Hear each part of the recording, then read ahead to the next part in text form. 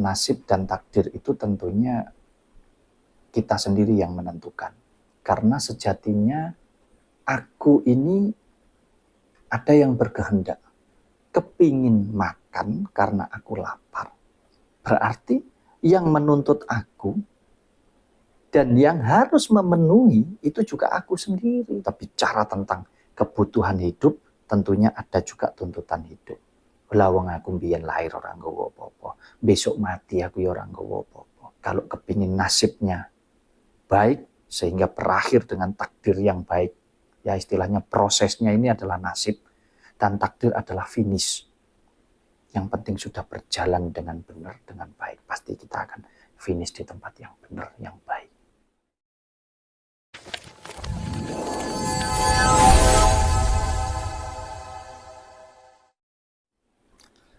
Assalamualaikum warahmatullahi wabarakatuh. Rahayu, rahayu, rahayu. Salam sehat dan bahagia selalu untuk kita semua. Terima kasih sedulur-sedulur Sinau Urip yang sudah support ya, terus mendukung channel Sinau Urip. Mudah-mudahan kita semua senantiasa diberikan kesehatan, rezeki yang melimpah, dimudahkan segala urusan kita. Amin. Dulur-dulur Sinau Urip, pada malam hari ini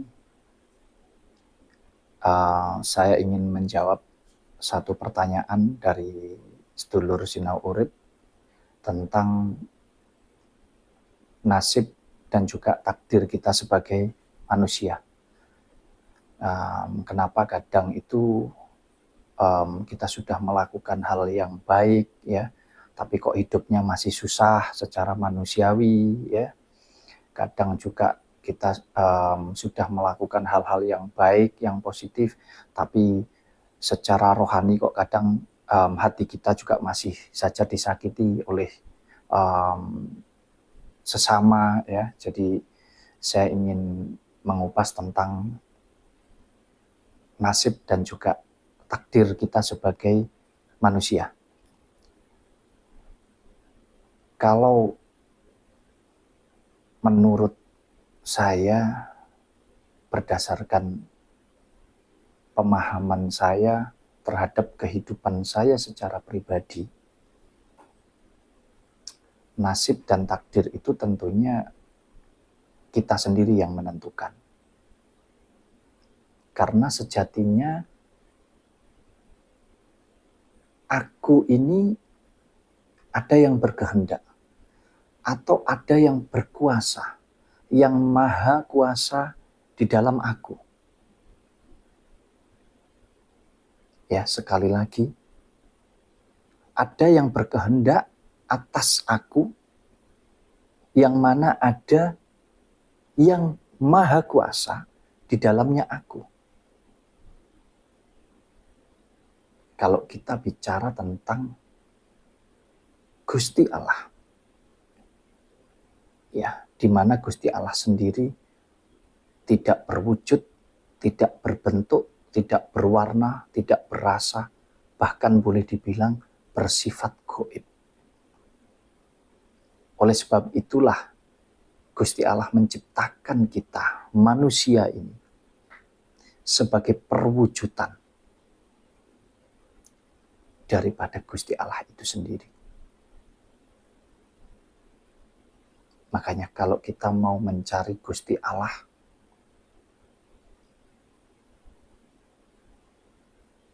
tidak perlu kita kemana-mana, tapi carilah di dalam pribadi kita, di dalamnya aku ini. Belajar kita mengenal ke sana. Nah, kembali lagi tentang nasib dan takdir. Kenapa saya sampaikan bahwa nasib kita sebagai manusia dan juga takdir kita sebagai manusia itu sepenuhnya sudah diberikan kuasa kepada kita sendiri. Makanya kita ini merupakan makhluk yang paling sempurna daripada makhluk-makhluk ciptaan Tuhan yang lain. Karena apa? Karena kita sudah diciptakan dari dua unsur. di mana ada unsur yang bersifat fakta, berwujud raga kita ini, dan juga unsur yang kedua yang bersifat gaib, yaitu nafas kita atau roh kita, kehidupan kita. Nah, makanya kita itu bisa merasakan dua hal, karena memang ya kita tercipta dari dua hal ini. Bisa merasakan yang fakta, juga bisa merasakan yang gaib. Dan kita juga mempunyai hak atas kedua-duanya. Hak atas yang bersifat fakta, dan juga hak yang bersifat gaib. Atas dasar inilah saya bisa menguraikan bahwasanya nasib dan takdir itu bergantung kepada aku. Karena aku yang diberikan kuasa atas yang mempunyai aku, yaitu yang Maha Kuasa. Kalau saya boleh menjabarkan, kita mulai dari nasib dulu. Ya. Nasib kita secara duniawi ataupun secara ilahi itu sepenuhnya bergantung daripada kita, bergantung daripada aku. Kalau nasibmu itu juga bergantung daripada kamu. Kenapa demikian? Ya karena kita yang punya kehidupan ini. Baik yang bersifat fakta maupun yang bersifat gaib. Jadi kita mau melakukan apapun atas dua hal di dalam unsur kehidupan manusia, itu bergantung kepada kita sendiri. Saya kupas yang satu dulu. Atas unsur atau hal yang bersifat fakta dulu. Kalau aku kepingin makan karena aku lapar, berarti yang menuntut aku dan yang harus memenuhi itu juga aku sendiri, bukan siapa-siapa. Perkara prosesnya banyak. Kalau aku butuh makan, tinggal aku mau ndak aku mengambil makanan. Kalau aku ndak punya makanan, mau ndak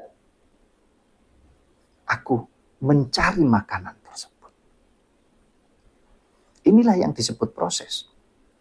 Atau yang disebut dengan nasib. Jadi nasib itu kita yang menentukan. Lah, pertanyaannya, dari mana kita bisa dapatkan makanan itu? Bisa dengan cara membeli. Bisa dengan cara membikin sendiri. Bisa juga dengan cara meminta. Bahkan bisa juga dengan cara mencuri makanan tersebut. Jadi siapa yang menentukan jalan untuk kita mendapatkan makanan? Ya kita sendiri. Melalui proses yang fakta. Semua terpusat di sini perintahnya.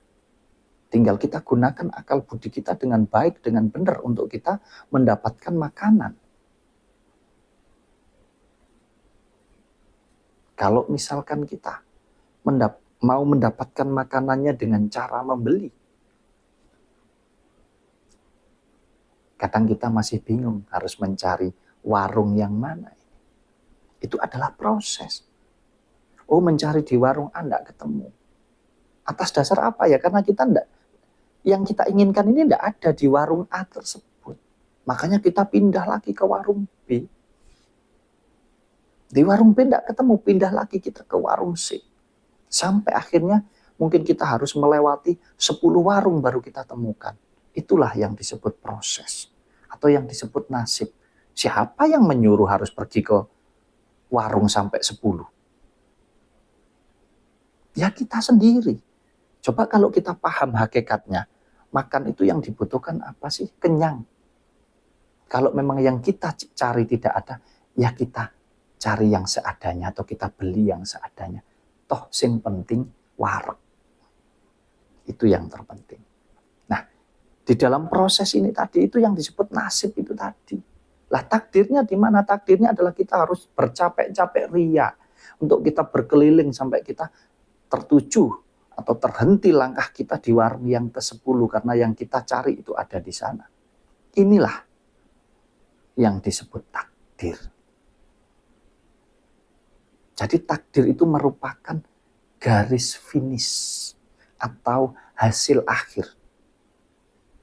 Kalau ada pertanyaan, bukankah takdir itu adalah rahasia ilahi atau garis daripada ilahi? Itu betul sekali. Rahasia. Karena kita baru tahu setelah kejadian. Lah proses sampai menuju kejadian itu siapa yang menentukan? Kita sendiri atau aku. Karena kita mengikuti yang di sini. Makanya, kalau kepingin prosesnya atau nasibnya itu enggak ribet, proses atau nasibnya itu jauh lebih mudah, pahami konsep hidup kita sebagai manusia. Bahwa ada syariat dan juga ada hakikat. Kalau orang makan, niatnya itu apa sih? Niatnya biar kenyang, yang penting ada isinya. Nggak ada nasi padang kalau adanya singkong rebus. Kenapa tidak? Kita makan aja yang ada. Itu jadi simpel nanti. Dan kita segera menemui takdir kita. Apa itu? Perut kita kenyang. Takdirnya nggak ribet. Melalui proses yang mudah ini akhirnya kita menikmati takdir kita yang indah, yang bagus. Nah ini kalau soal makanan. Kalau saya kasih contoh tentang kita cari uang misalkan. Ada yang tanya ke saya, Mas Wahyu, saya udah rajin beribadah, saya rajin berdoa, saya rajin memohon. Tapi kenapa ya? Kok hutang saya masih banyak? Kenapa ya? Kok enggak cukup terus ya? Antara apa yang saya dapatkan dengan apa yang harus saya keluarkan. Kok nasib saya jadi jelek begini ya Mas? Apakah saya sudah ditakdirkan memang harus punya hutang banyak? Tidak demikian konsep hidup daripada Gusti Allah yang diberikan sepenuhnya kepada kita. Karena apa? Kita punya banyak hutang, kita punya banyak uang, balik lagi tergantung kita. Pahami dua unsur di dalam hidup kita sebagai manusia itu tadi. Pahami syariat dan hakikatnya. Pahami kalau kita bicara tentang kebutuhan hidup, tentunya ada juga tuntutan hidup. Makanya kalau paham dan mampu menyeimbangkan dua-duanya, insya Allah nasib kita menuju takdir yang rahasia daripada Gusti Allah ini tadi, itu akan sesuai dengan apa yang kita ciptakan, akan sesuai dengan apa yang kita inginkan. Tidak usah angel-angel kita menjalani hidup. Perlu saya ingatkan, jauh sebelum manusia itu diciptakan oleh Yang Maha Kuasa, jagat raya ini, alam semesta ini sudah lengkap beserta isi-isinya. Itu merupakan wujud bahwa Gusti Allah itu tidak pernah membuat makhluknya ini susah. Karena semuanya sudah disediakan. Akan tetapi kita sebagai manusia yang kadang lupa, bahkan kita tidak mau Ya, kita tidak mau belajar bahwasanya semuanya ini loh sudah disediakan. Lah terus kenapa kita bingung? Kenapa kita takut? Duh Mas Wahyu, kan kita hidup ini butuh makan, butuh minum, butuh uang, butuh baju, butuh kendaraan. Yang bersifat duniawi ini kita butuhkan untuk mendukung kehidupan kita sebagai manusia. Betul, betul sekali. Tapi kalau kita hanya dikejar-kejar tentang tuntutan, kita jadi salah. Yang betul kita harus memenuhi kebutuhan kita. Makanya konsep hidup yang benar itu menurut saya adalah ketika kita mampu membedakan mana kebutuhan dan mana tuntutan. Tujuannya apa? Tujuannya kita bisa menikmati hidup ini dengan penuh bahagia baik secara dohir maupun batin. Bahagia baik secara jasmani maupun rohani. Bahagia baik dari pola pikir maupun dari hati kita. Ketentraman daripada pikiran dan juga jiwa kita. Itu saja. Kenapa? Kita hidup, dilahirkan itu kita tidak bawa apa-apa. Nanti kita kembali kepada Yang Maha Kuasa pun kita juga tidak bawa apa-apa. Untuk apa kita harus mengikuti hawa nafsu kita saja? Ya, makanya nikmati selagi kita masih diberikan kehidupan oleh Yang Maha Kuasa. Ciptakan nasibmu sendiri. Ya. Proses daripada hidupmu sendiri menuju takdir daripada ilahi ini seindah mungkin. Nek bahasa kasari, ora usah angel-angel nglakoni urip ning alam dunya iki. Dengan cara apa? Enggak angel-angel. Tentunya dengan cara kita banyak bersyukur. Karena kita paham kuncinya. Lah wong aku mbiyen lahir ora nggawa apa-apa. Besok mati aku ya ora nggawa apa-apa. Kalaupun sekarang aku punya tanggung jawab terhadap diriku sendiri, punya tanggung jawab terhadap keluargaku, anak istriku, kita lakukan dengan sepenuh hati, dengan ketenangan jiwa, dengan ketenangan pikir. Waktunya bekerja, kita bekerja dengan baik, dengan benar. Waktunya istirahat, kita istirahat. Waktunya kita merawat raga ini, kita rawat. Waktunya kita merawat hati kita. Kita merawat roh daripada ilahi yang ada di dalam hidup kita. Kita rawat juga. Seimbangkan dua-duanya. Itu pesan saya. Seimbangkan antara kita hidup sebagai manusia untuk mengurusi urusan duniawi dan juga seimbangkan dengan unsur ilahi kita. Karena kita hidup atas dua unsur ini tadi. Sudah. Kalau kita mampu menjaga kedua-duanya ini, insya Allah hidup kita akan benar-benar bahagia baik secara lahir maupun batin. Bukankah hanya itu yang kita cari? Sembari kita menunggu kodrat kita. Kalau kodrat yang pertama kita sudah diberikan hidup, berarti kodrat yang kedua kita hanya tinggal menunggu kita dipanggil lagi atau kita mati. Makanya nikmati hidup kita senikmat-nikmatnya dengan penuh rasa syukur. Kalau kok aku begini sehingga dampaknya begini. Yang terbaik, gunakan akal budi ini dengan baik. Bukan hanya hawa nafsunya. Boleh kita bercita-cita, berangan-angan, kepingin mengejar ini, meraih ini, punya ini. Tapi ingat, ini semua tidak ada arti. Karena tidak dibawa mati. Kalau cari kesenangan, mudah. Banyak orang bisa senang. Tapi orang bisa bahagia, baik secara dohir maupun secara batin. Tidak semua. Mungkin itu yang bisa saya sampaikan tentang pengertian daripada nasib dan juga takdir kita. Ya.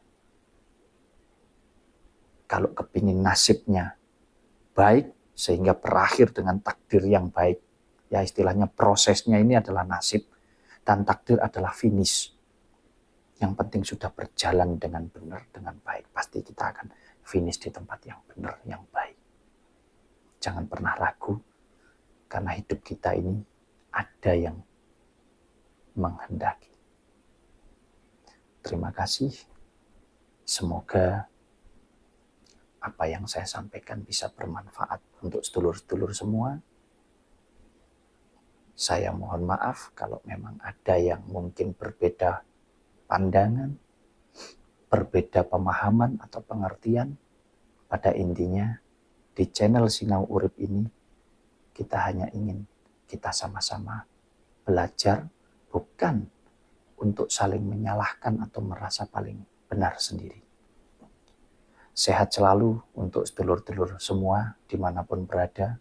Semoga bisa menjalankan hidup ini dengan baik, dengan benar, dengan cara banyak mengucap syukur, dan juga bisa menciptakan nasib atau proses kita menuju takdir ini tadi dengan baik dan dengan benar.